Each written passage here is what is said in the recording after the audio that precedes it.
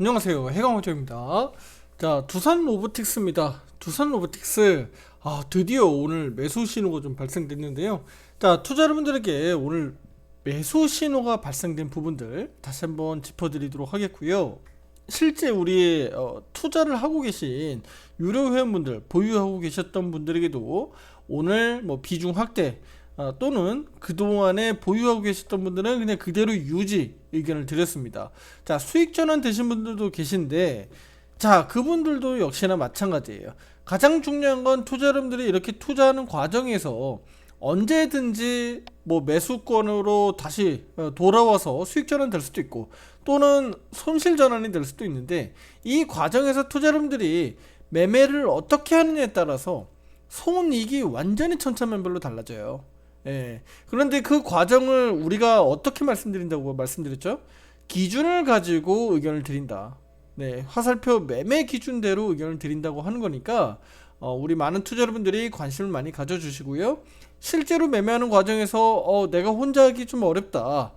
나도 매수 매도 신호를 좀 잘 따라 해보겠다라고 하시는 분들은요, 아래 더보기란에 카톡 링크 있으니까요. 카톡 링크로 상담 문의 주시면 우리 유료 회원분들처럼 똑같이 매매 신호들을 따라서 좋은 수익들을 만들어갈 수 있겠습니다.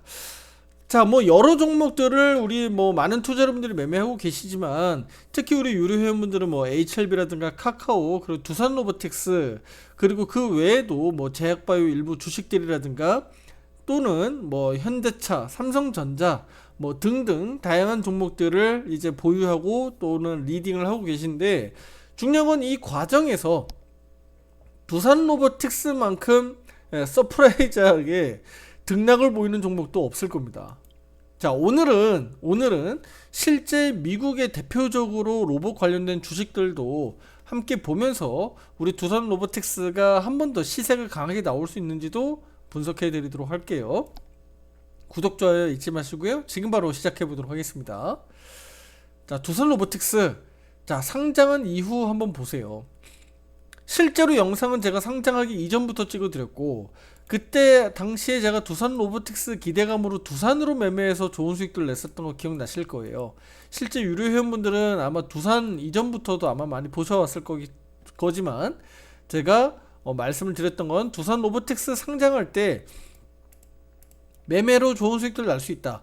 하지만 그 전에는 어떻게 해라? 두산으로 매매해라.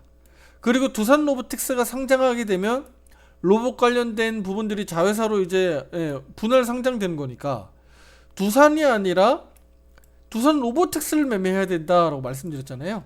하지만 상장한 당시부터 이렇게 줄줄이 흘러내리는 종목 매매 어떻게 하라고 말씀드렸죠? 매매 신호대로만 따라 해라 라고 말씀드렸죠.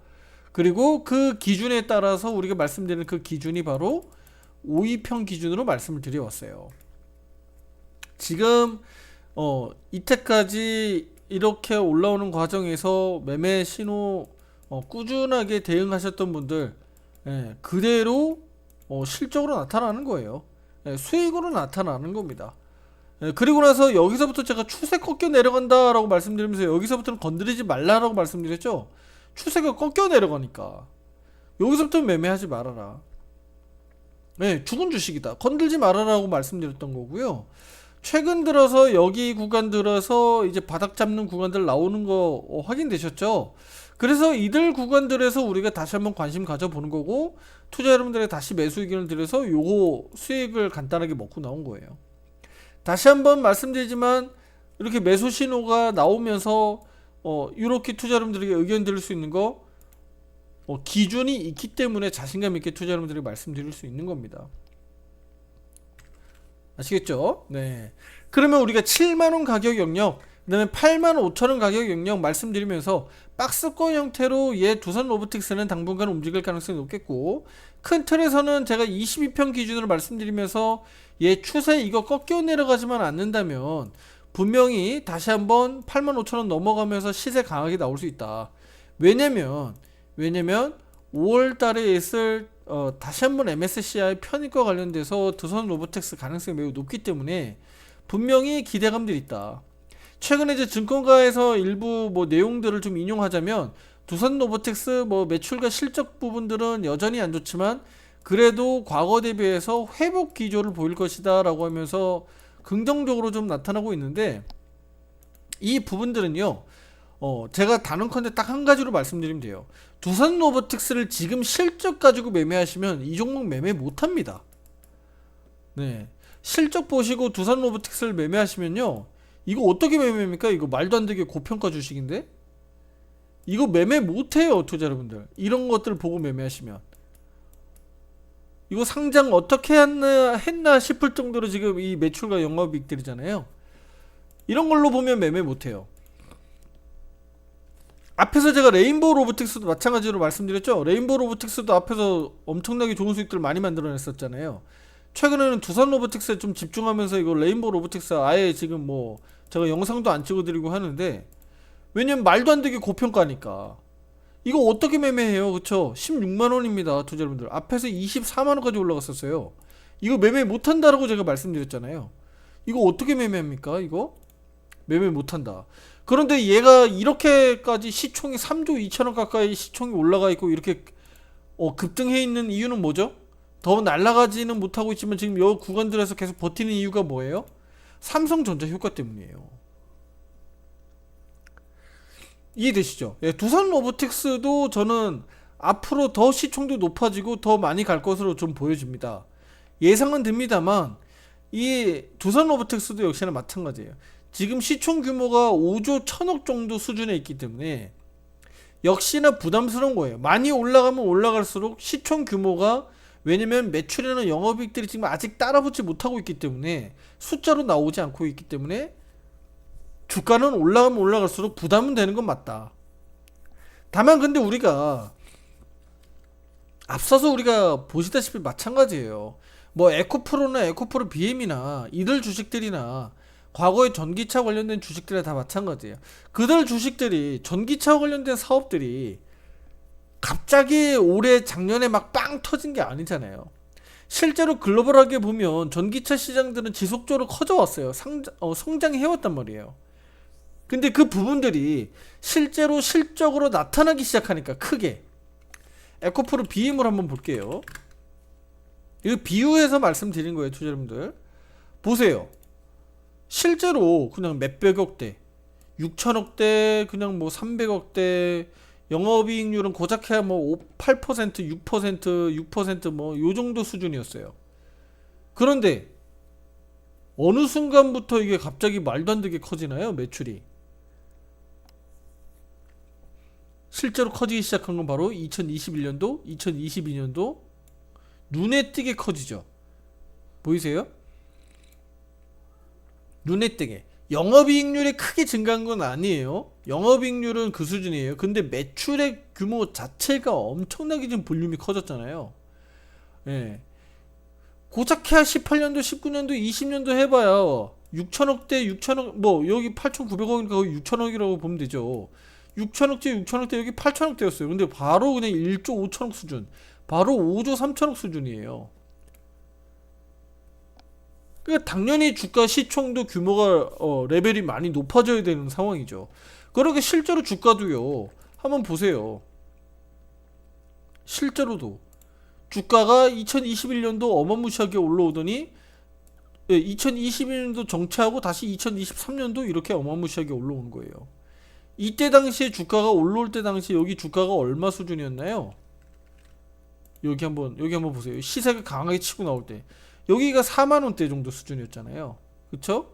4만원대였는데 여기 2022년도 올라오면서 14만원대까지 올라왔고요. 여기 14만원대 넘어가는 게 한 1년 반 정도 시간이 걸렸어요. 요거 정체했었잖아요. 그쵸? 여기 박스권으로.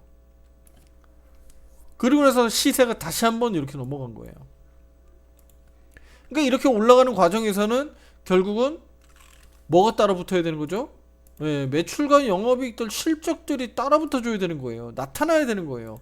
그러니까 다시 한번 말씀드리면 두산 로보틱스가 향후에 2025년도, 2026년도 가면서 빠르게 매출과 영업이익들이 증가하면서 흑자전환한다?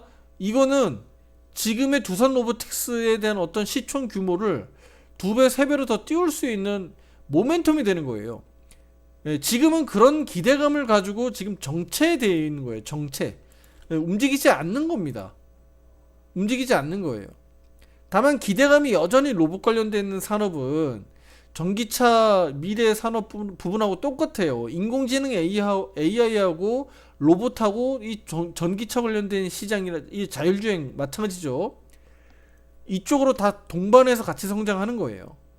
다만 누가 먼저 갈 거냐? 자동차가 아무래도 좀 더 빨리 가겠죠. 그쵸? 그런 부분입니다.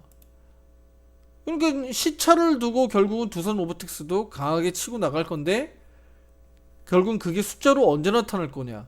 그러면 우리가 그 부분들을 계속 지속적으로 계속 추적하면서 따라가야 되는 거지. 두산 로보틱스 아우 이거 난 매매 못해 이거 이러고 그냥 갖다 버릴 종목이 아니라는 거예요.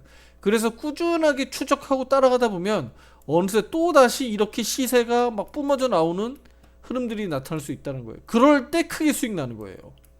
그럴 때 두산 로보틱스가 다시 한번 10만원 넘어가고 20만원 가고 30만원 가는 그림들이 나올 수 있다는 거예요. 이해되시죠? 지금은 그래서 어떻게 해야 된다는 거예요, 투자 여러분들. 계속 롱으로 그냥 그래 두산 로보틱스 간단다. 야 한 몇 년 투자해라. 묵혀라. 이게 아니야, 투자 여러분들. 그게 아니야. 계속 트레이딩 하라는 거예요. 트레이딩. 사고 팔고 이런 과정들이 수시로 벌어질 수 있다. 예. 실적 가지고 당장 움직이는 회사가 아니니까 실적 시즌에 대해서는 어때요? 두산 로보틱스가 모멘텀 가져갈 게 있나요? 실적 가지고 갈 게 없어요. 오로지 수급에 따른 기술적 테크니컬하게 대응만 하셔야 돼.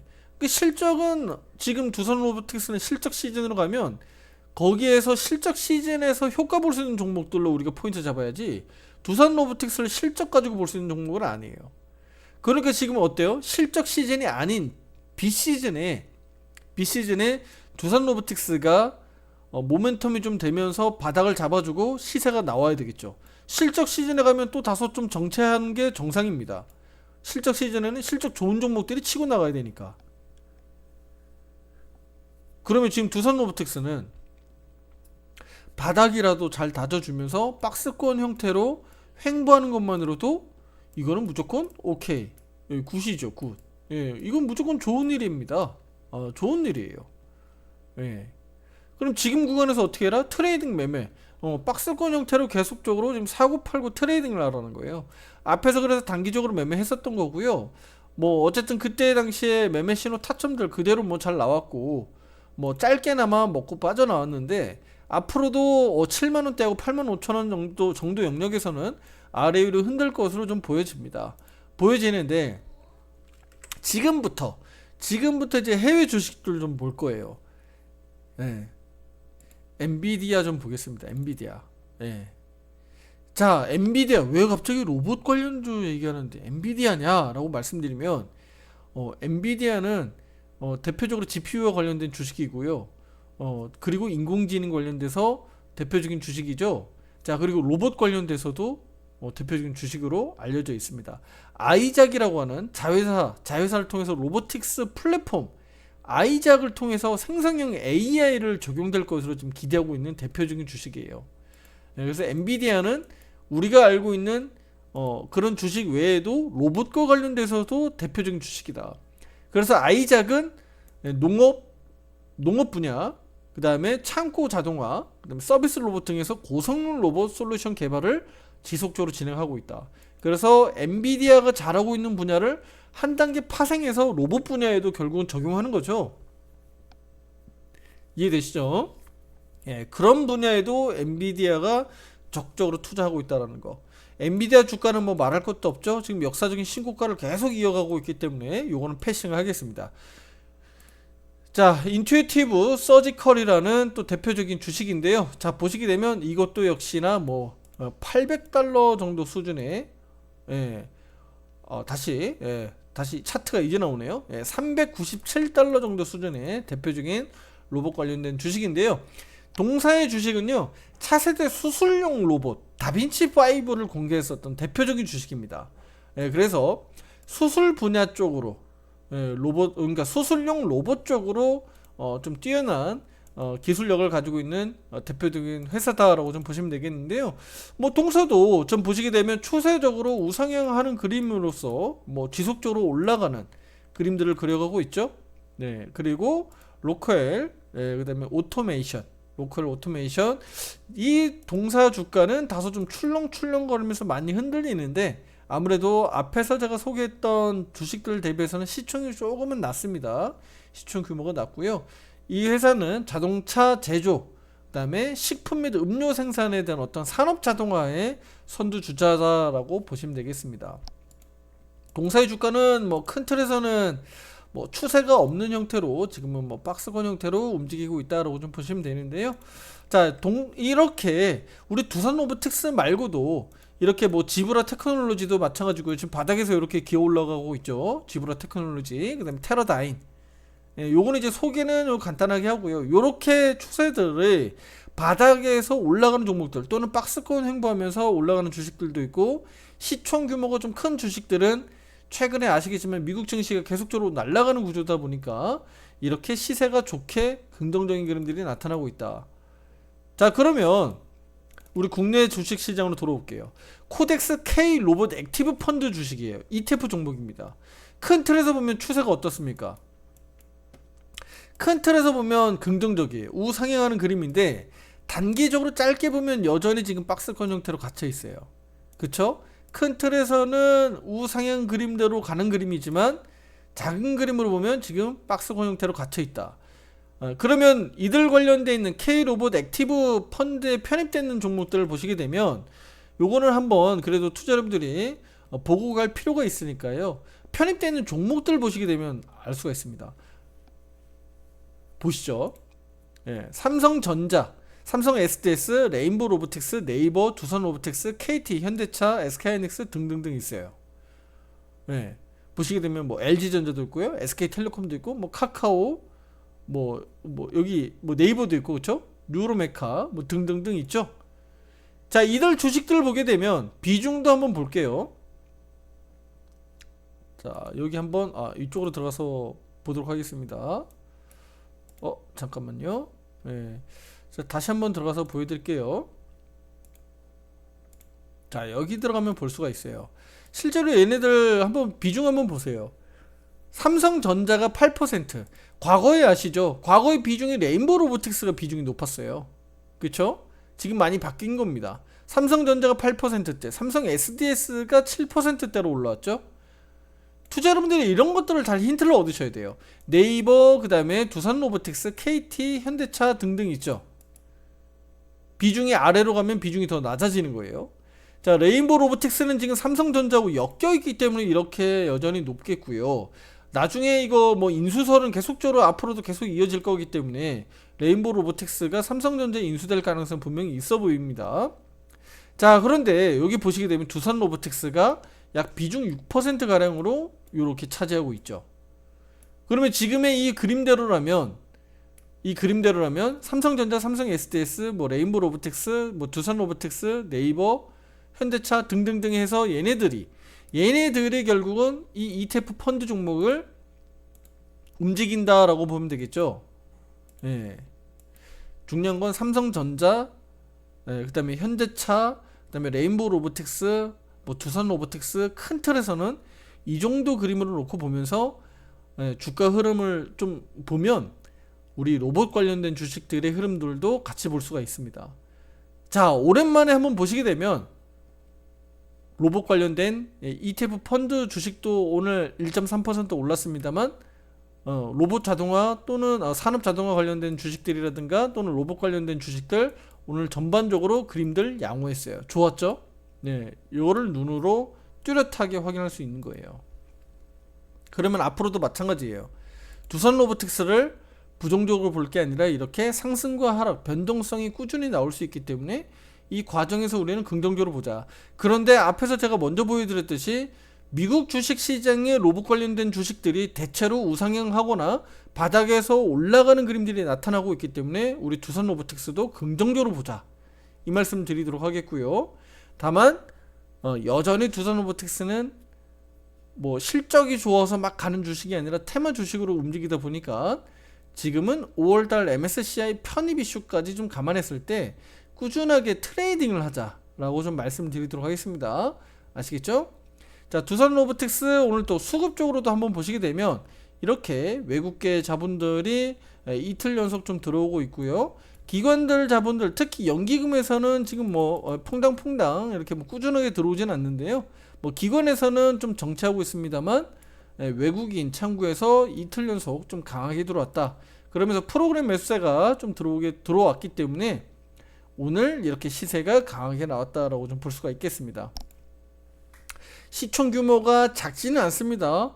매출과 영업이익 구조로 놓고 봤을 때는 두산 로보틱스가 여전히 시총 규모가 낮지 않고 좀 높은 상황이기 때문에 앞으로도 좀 잘 주목하면서 두산 로보틱스를 꾸준하게 매매를 잘 해보자 라고 좀 말씀드리겠고요.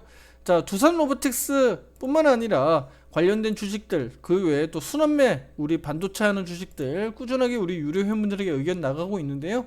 나도 한번 이렇게 화살표 매매 신호대로 따라하면서 수익 한번 내보겠다 하시는 분들은요, 저기 화면 아래 더보기란에 카톡 링크 있으니까요, 그쪽으로 카톡 상담 문의 주시면 되겠습니다. 그러면 우리 유료 회원분들처럼 똑같이 화살표 매매 신호대로 대응해서 수익들을 만들어갈 수 있다라고 좀 말씀드리도록 할게요.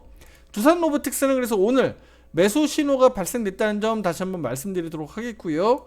미국 주식시장에 이런 두산 로보틱스 뿐만 아니라 로봇 관련된 주식들이 잘 올라가고 있기 때문에 역시나 우리 두산 로보틱스도 좀 기대를 해보자 라고 말씀드리겠고, 매수 신호가 다시 한번 나중에 매도 신호 타점이 85,000원 부분에서 다시 한번 나타나는지, 그리고 박스권을 돌파해내면서 다시 한번 추세 그림을 그려놓고 조정이 나올지 한번 기대 한번 해보도록 할게요. 다음 영상에서 또 두산 로보틱스에 대한 더 좋은 내용들, 아이디어들 의견 드리도록 하겠습니다. 구독, 좋아요 잊지 마세요. 감사합니다.